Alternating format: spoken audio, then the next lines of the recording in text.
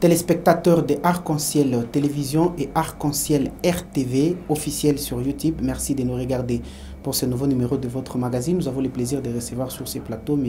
Landry Kabulo. Bienvenue. Merci beaucoup. Vous travaillez dans l'élevage, voilà pourquoi aujourd'hui pour ce numéro, nous allons parler des défis et opportunités d'entreprendre dans l'élevage. Déjà, vous produisez les incubateurs, vous produisez les poulets à chair améliorée et puis c'est votre secteur. Quel est d'abord, pour commencer, la lecture que vous faites aujourd'hui de l'élevage et de l'entrepreneuriat à Lubumbashi? D'accord, merci beaucoup Monsieur Marcus pour la parole et la question. Merci. Donc la lecture, elle est très simple et tout le monde peut la faire parce que nous savons très bien que la majorité des volailles que nous consommons ici à Lubumbashi et en général en Afrique, ce sont des volailles qui viennent de l'étranger, qui viennent de l'Europe. Souvent, ce sont des volailles, des viandes dont les Européens et les Américains n'en veulent pas. Ils n'ont plus besoin de ça, ils n'acceptent pas de consommer et on nous les envoie. Alors que quand on observe la production locale des volailles, elle est vraiment trop basse. Donc on produit peu, on consomme plus ce qui vient d'ailleurs. Donc il est très nécessaire pour les entrepreneurs, les jeunes et même ceux qui ne savent pas dans quoi investir, de penser à l'élevage. Que ce soit l'élevage de volailles, que ce soit l'élevage de tout ce qui peut rapporter de protéines, que ce soit la viande de porc, donc la vache et tout ça. C'est vraiment important, c'est un secteur qui peut acquérir tout le monde et qui peut nourrir son homme. Est-ce que ce sont là les raisons qui vous ont poussé à vous retrouver dans l'élevage et à d'entreprendre dans ce secteur? Exactement. Moi, je me rappelle très bien du déclic que j'ai eu. Je pense que c'était en 2018 ou 2017. Je m'étais rendu pour la première fois à la frontière de Kasumbalès. Et c'est là que j'ai su et que je me suis rendu compte que presque tout ce que nous consommions ici à Lubumbashi venait de la Zambie. J'ai vu les œufs venir de la Zambie, j'ai vu les poulets, que ce soit les poussins et même les vieux poulets qui viennent des grandes entreprises d'élevage, les vieux qui ne pondent plus, qui ont consommé beaucoup de produits chimiques, et on nous les envoie et nous-mêmes nous allons les prendre pour venir les consommer. C'est à partir de là que je me suis rendu compte qu'il y a un défi. Si tout le monde va là-bas pour prendre les œufs, si tout le monde va là-bas pour prendre tous les produits que vous connaissez, d'ailleurs ceux qui font ces trafics-là connaissent très bien la variété des produits qui viennent de l'autre côté. Pas seulement de la Zambie, mais de beaucoup d'autres pays. Vous voyez un peu. Donc c'est là que j'ai compris que je me suis donné d'abord l'exercice de faire le tout pour produire au moins de la protéine de volaille. Produit localement et commercialiser à Lubumbashi et voir dans les autres provinces, dans les autres villes environnantes de Lubumbashi. Et vous avez mis sur pied une petite entreprise, une petite structure, Kaidor, avec une particularité, vous fabriquez les incubateurs. Comment les faites-vous concrètement?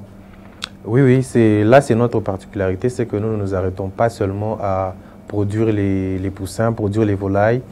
Donc nous avons pensé à avoir des machines qui nous permettent de produire les poussins. Donc d'avoir les poussins d'un jour, que ce soit les poulets, que ce soit les cailles et d'autres volailles. Je peux citer les pékinois, les canards. Il y a plusieurs variétés de volailles que nous consommons et que beaucoup d'ailleurs de Congolais, de Louchois préfèrent parce que ça a un bon goût.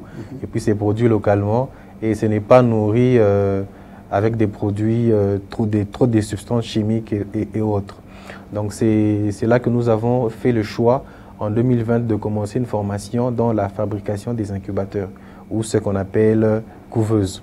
Donc ce sont des machines qui fonctionnent avec pratiquement 4 paramètres. Donc il y a la température, il y a l'humidité, il y a le retournement des œufs et puis il y a ce qu'on peut dire le mirage. Donc ce sont ces éléments mis ensemble qui nous permettent, après un certain nombre de jours, selon l'espèce de la volaille, de nous produire de poussins. Et l'avantage, c'est que vous avez la possibilité de produire plus dans peu de temps. Et si vous avez des volailles à la maison qui vous produisent les œufs fécondés pour l'incubation, c'est-à-dire que les poulets là, ou les cailles, que ce soit les pintades, que ce soit les canards, n'ont plus le temps pour couver eux-mêmes les œufs. Parce que prenons l'exemple, une poule, elle peut couver au maximum 14 à 15 œufs. Mais l'incubateur, on a des capacités qui vont de 30 à 2000, à 10 000, à 5 000 œufs. C'est-à-dire que vous pouvez récolter des œufs, même dans votre propre ferme et même ailleurs, et vous les mettez dans vos incubateurs. Et ça vous produit dans 21 jours, dans 30 jours, dans 17 jours. Vous avez une grande capacité. Et vous pouvez évoluer et grimper dans les chiffres très rapidement. Quelle est la place, M. Landry Kabulo, la place de ce que vous faites comme entrepreneuriat, voilà, la production des incubateurs, la production des poulets à chair, tout ça, ce que vous faites, quelle est sa place aujourd'hui, par exemple, dans l'entrepreneuriat, soit dans l'économie, dans la résolution des problèmes de cette société? Vous savez, la place, elle est toute grande. Okay. C'est que vous êtes sans le savoir qu'à Lubumbashi et comme ailleurs, on aime beaucoup manger le poulet.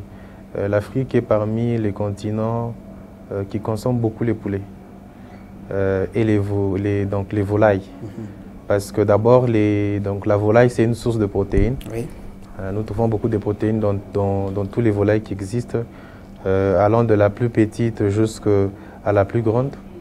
Et donc, que ce soit dans les restaurants, dans les fast-foods, la poule ne manque pas. D'ailleurs, après la farine de maïs, on peut dire que ça fait partie des aliments de base. Des aliments de base nécessairement. Donc, que ce soit dans un deuil, dans une fête où il n'y a pas de poulet, il n'y a pas de cuisse de poulet, il n'y a pas de poitrine de poulet, c'est comme une fête ratée.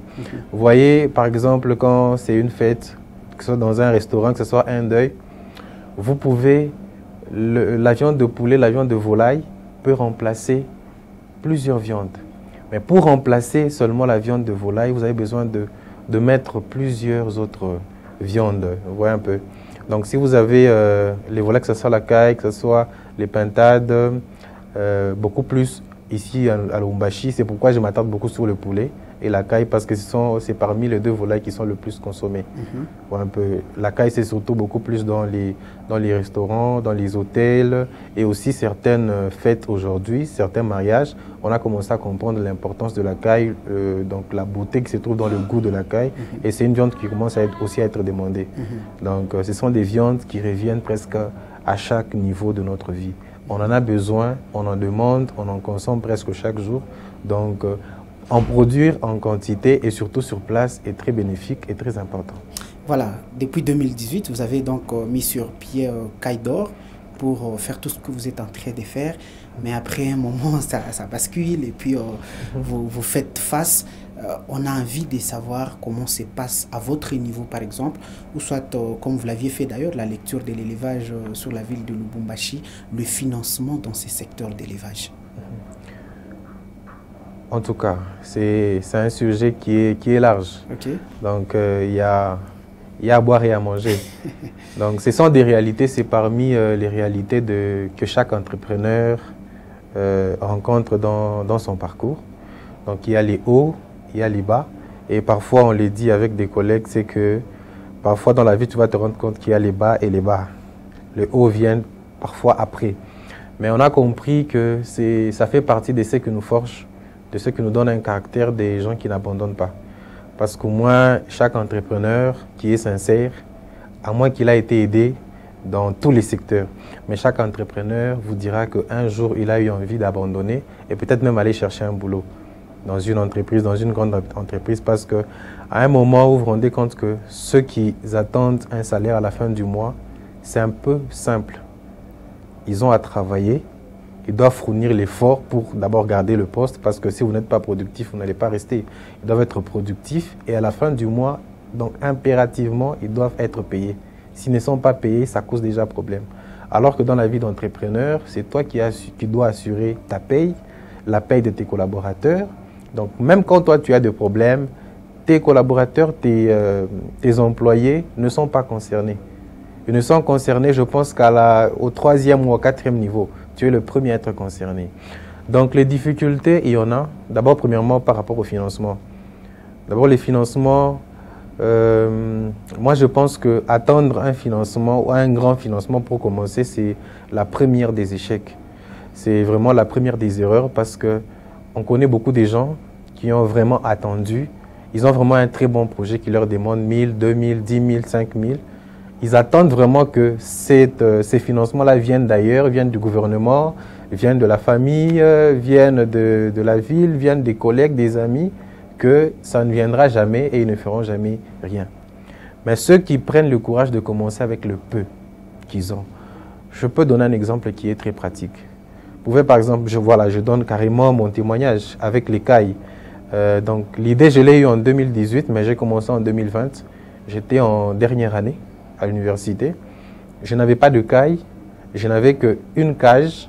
Donc on m'avait prêté de l'argent par une de mes sœurs pour que je puisse la faire. Donc je n'avais pas de moyens pour commencer, pour payer un premier lot, un lot de début. Qu'est-ce que je faisais? J'avais en moi le courage de le faire, la volonté de le faire, alors que j'avais pris connaissance avec des amis qui élevaient déjà les cailles. Alors moi, sur mon statut, avec mes proches, j'ai parlé toujours des œufs de caille. Les œufs de caille, c'est bon pour la santé, c'est bon pour les personnes qui souffrent de tension et tout ça. Et j'ai commencé à rencontrer des gens qui avaient un besoin par rapport à ça. Et moi, qu'est-ce que je faisais? J'allais payer au prix de gros chez mes amis et je revendais. Je me rendais toujours compte que j'avais quelque chose que je gardais. Mais à un moment, je me suis dit, bon, si je fais un effort, j'épargne, j'économise, je peux le faire moi-même, je peux payer ma propre bande. Au lieu de commencer à aller donner une grande partie chez mes amis, moi aussi, cette fois-ci, j'aurai la grande partie et peut-être quelqu'un d'autre aussi aura la commission. Donc, c'est ainsi que j'ai mis à côté quelque chose. J'ai commencé avec 10, avec 20, jusqu'à ce qu'on a atteint le nombre de production de 500 kaito en un jour, donc en 17 jours et tout ça. Donc, moi, je pense que le mieux, que ce soit les jeunes, que ce soit les grands jeunes, quand vous vous retrouvez face à la difficulté de financement, le mieux, c'est de voir ce que vous pouvez faire. Parce qu'en réalité, on a toujours eu quelque chose. Donc, on a toujours eu quelque chose. Ce n'est pas pour rien que je vais donner un exemple que quand nous lisons la Bible, Jésus a dit « À celui qui a, on ajoutera, et à celui qui n'a pas, on retranchera même le peu qu'il a. » Donc, ça veut dire que même celui qui pense qu'il n'a rien, il y a au moins quelque chose. Alors, les entrepreneurs, vous voulez aussi tout prendre, vous voulez aussi tout avoir, mais votre devoir, des fois, on a l'impression comme si vous échappez à cela. Vous n'avez pas de bureau, vous n'avez pas des adresses, vous fouillez par-ci, par-là, les impôts, les taxes, en tout cas, ça vous échappe aussi à cela, puisque vous n'avez pas de financement, puisque les moyens n'est pas encore suffisant. C'est quoi les soucis? Ça dépend toujours du projet de la personne, du projet des ambitions. Par exemple, les projets Kaidor, RDC, a un projet de commencer à l'avenir à produire les poussins des volailles, que ce soit les poulets de chair, les pondeuses, les cailles et tout ça sur place. C'est-à-dire que c'est d'abord un grand projet qui vous demande d'avoir de gros moyens, qui vous demande d'avoir une grande main-d'œuvre.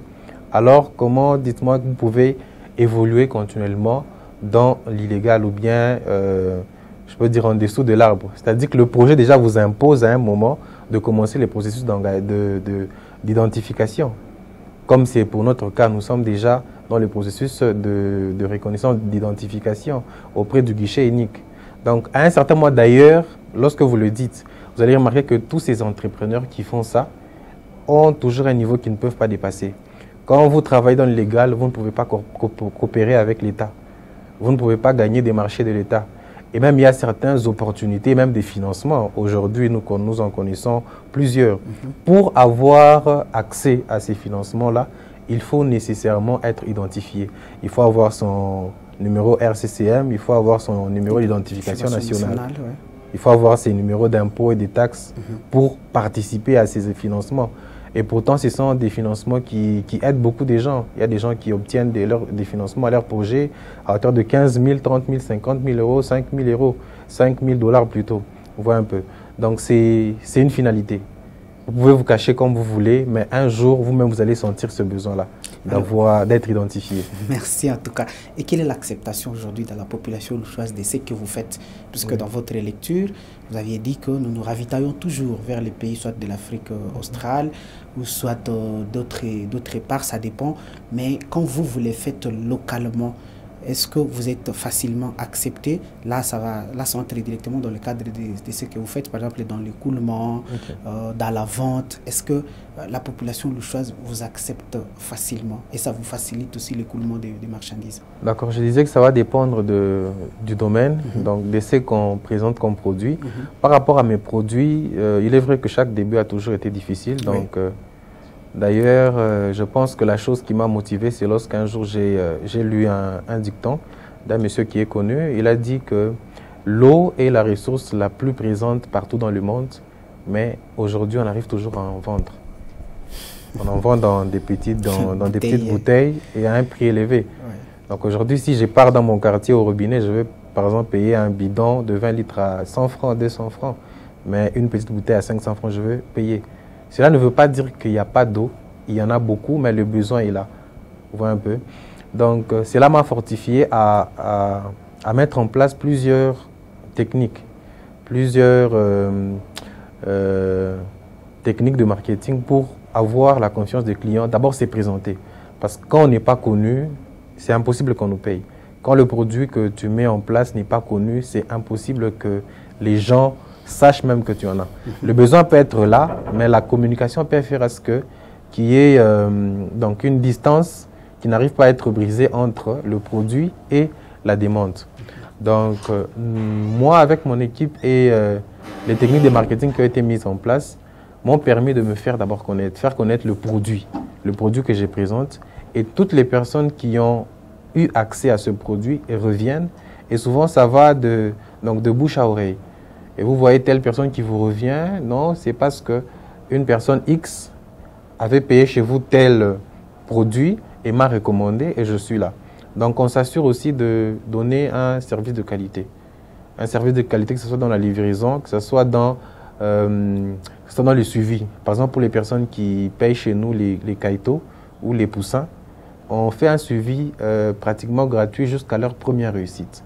Alors, qu'est-ce que nous appelons leur première réussite? Par exemple, pour les incubateurs, quand un client paye chez nous un incubateur, on fait un suivi. Donc, on lui dit comment l'utiliser à chaque niveau. Quand il y a incubation des œufs, comment faire le contrôle, comment recevoir les poussins, comment faire à ce qu'ils ne meurent pas.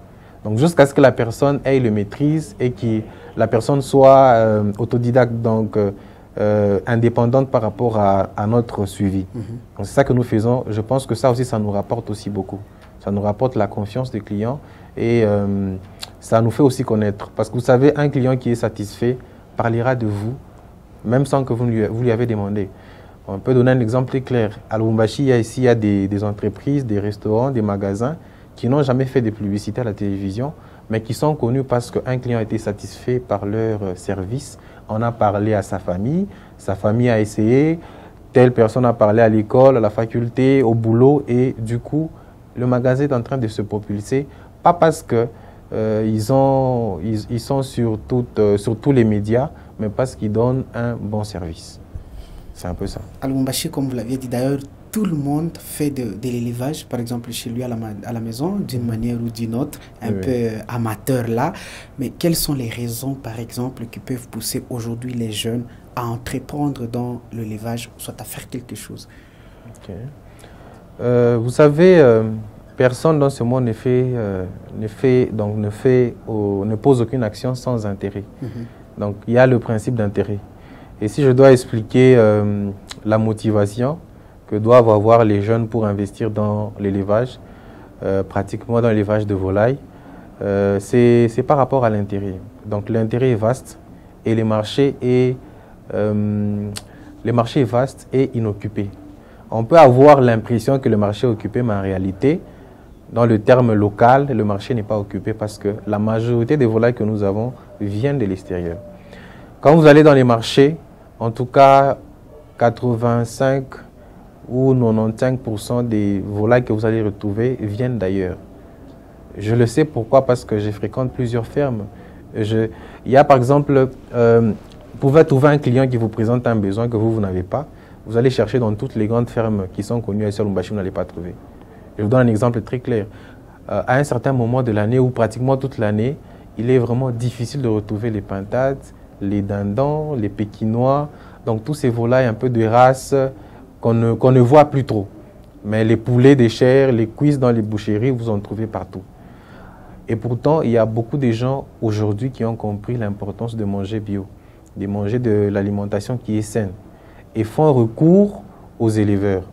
Parce qu'ils savent que je peux avoir accès dans telle ferme, je sais qu'ils n'utilisent pas tel produit, qu'ils font ceci, qu'ils font comme cela leur élevage.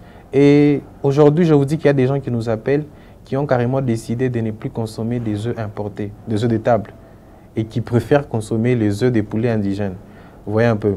Donc, si en termes pratiques, en termes de chiffres, l'œuf de table importé se revend ici à 300 francs, 350, alors que l'œuf d'un poulet indigène, donc d'une poule indigène, se vend à 500 francs le minimum, maximum 1000 francs, 1500. Vous voyez un peu, parce qu'il y a plusieurs bénéfices. C'est utilisé pour des traitements, pour des personnes qui sont en manque de protéines, en manque de calcium et tout ça. Donc, l'atout est vraiment vaste que même si je prenais 30 minutes à expliquer, je ne veux pas tout dire. Donc, il est vrai qu'il y a beaucoup à gagner et ça peut nourrir beaucoup de gens. Justement, en termes des marchés, quelles sont ces opportunités-là d'entreprendre dans l'élevage? Ok. Comment se présentent ces opportunités? Pardon. Okay. Les opportunités sont aussi vastes. Je donne quelques exemples. Il y a les restaurateurs qui demandent beaucoup la viande de volaille, notamment la viande de poulet, la viande d'écaille et parfois aussi la viande de pintade. Et il y a les fermiers. Donc d'abord, je parle d'abord au premier niveau, les fermiers qui recherchent beaucoup les races, ce qu'on appelle les races rares, donc les races exotiques. Là, on peut citer les Pékinois, les colverts, les oies, tout ça ce sont des canards, mais des races variées. C'est vraiment recherché que si vous vous concentrez juste pendant 3 mois ou bien 6 mois à 1 année à les produire, vous pouvez vous faire de l'argent facilement. Bon, pas facilement dans les mauvais sens, dans le sens où vous savez ce que vous faites, vous êtes bien axé sur un domaine qui est bien précis et vous savez à qui le revendre.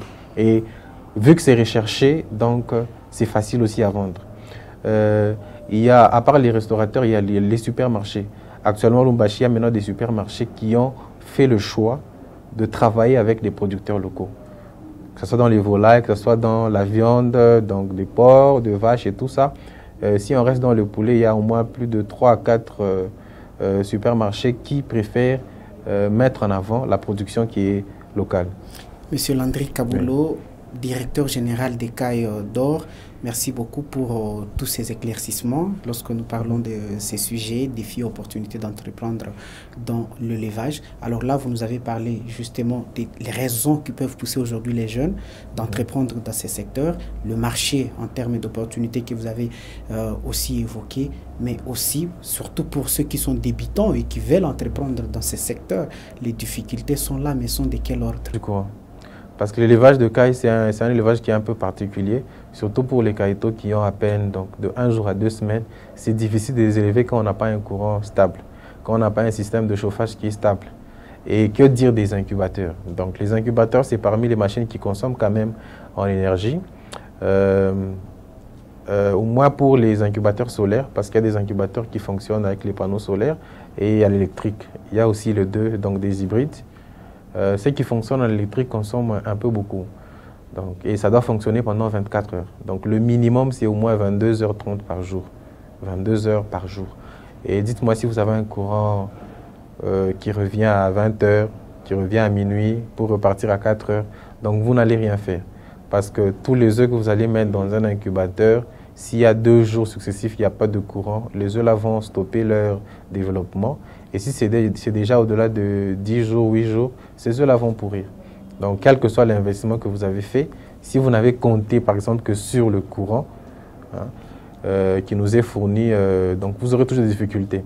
Donc, si vous avez la possibilité d'investir dans l'élevage, surtout si vous voulez produire vos poussins de premier jour, pensez aussi à un système d'énergie qui soit autonome. Parce que tout peut arriver. Les pannes, il y en a. Aujourd'hui, on fait face au vol, des câbles et tout ça. Donc, ça peut toujours arriver. Et très souvent, j'ai remarqué, ça n'arrive qu'au moment de l'éclosion, au moment le plus crucial pendant la production des poussins ou des volailles d'un jour. Donc, c'est souvent à ces moments-là que ça arrive. Donc, nous, on vous conseillerait de prendre des précautions. Si vous voulez, par exemple, investir dans la production de poussins ou bien dans la production d'écailles, il y a une chose à noter sur la production d'écailles, c'est que avec l'écaille, quel que soit le nombre que vous avez, si vous n'en produisez pas vous-même, vous finirez toujours par tout perdre. Parce que d'abord, ça a un petit cycle. Déjà à 45 jours, c'est déjà la maturité. Donc à 45 jours, vous avez déjà les œufs. Au maximum, 2 mois, 60 jours, vous avez déjà des œufs de bonne qualité. Et puis la viande aussi, c'est en 45 jours avec l'écaille. Donc, et puis après 1 année ou 2 ans, ça s'y fatigue. S'il n'y a pas de renouvellement, vous pouvez aujourd'hui perdre 2, 10, 15 et arriver à un moment où vous avez tout perdu. Donc c'est toujours mieux vous produisez vous produisez les œufs, la viande, mais vous avez aussi un incubateur qui vous produit des caïtos au moins chaque semaine, chaque mois, et là, vous êtes dans les bons. Nous avons suffisamment appris avec nos téléspectateurs. Monsieur Landry Kaboulot, nous vous disons un grand merci pour avoir répondu favorablement à notre invitation. Merci à vous. Merci à vous aussi, fidèles téléspectateurs. Continuez de regarder votre télévision au prochain numéro.